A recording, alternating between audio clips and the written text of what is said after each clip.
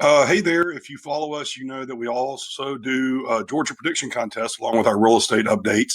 And this is the first one of the year. So we started this a few years ago, kind of a fun way to do stuff with our friends and clients that's not only about real estate.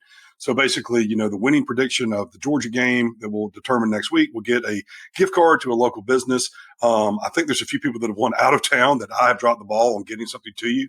I apologize for that. But if you're interested in following us for things like this is not real estate related, but just for fun. So be sure to click subscribe.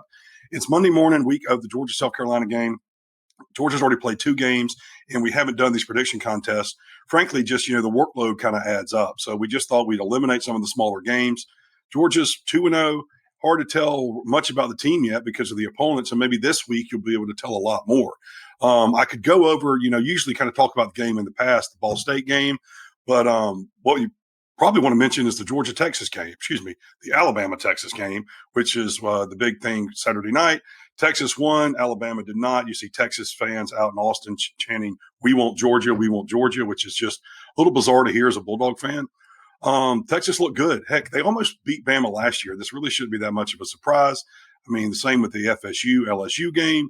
Maybe college football is going to look a little different this year with SEC already losing some big games. Auburn barely pulled one out. Cal. As a Georgia fan, you're excited because your team's number one, but they haven't played anybody to really validate any of that, and I think they've got a lot of growth to do. This first game, that'll be the SEC opponent that'll see really how Georgia looks. One thing that I think is funny is, we put a receiver in at running back, and I think if Todd Monken was the offensive coordinator, Georgia fans would talk about how great of a move that was by Coach Monken. And because he's not here and now Bubba's back in charge, it seems that the only thing we're talking about is the lack of running back depth. But I thought it was a really good move.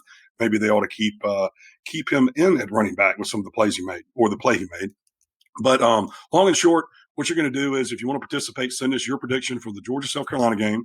You can post it on social media. You can send it to info@5mrealty.com. Or if you're watching this on our website, there's a place where you can fill it in, and that would be the easiest thing. We get notified. We'll find out who won next week, hopefully a big, decisive Georgia victory.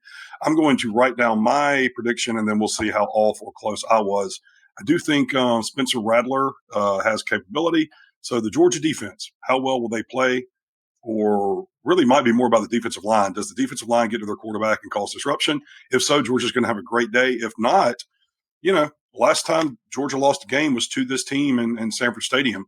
And I'm not predicting a loss. I'm just saying, this is not last year's team, at least not right now.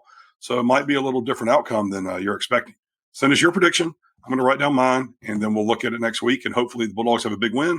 Thank you for staying with me for about 3 minutes of rambling. Have a great week. Go Dogs, and we'll be back in touch with you sometime next week to see who won the contest for our first one of the season, Georgia versus South Carolina. Have a great week.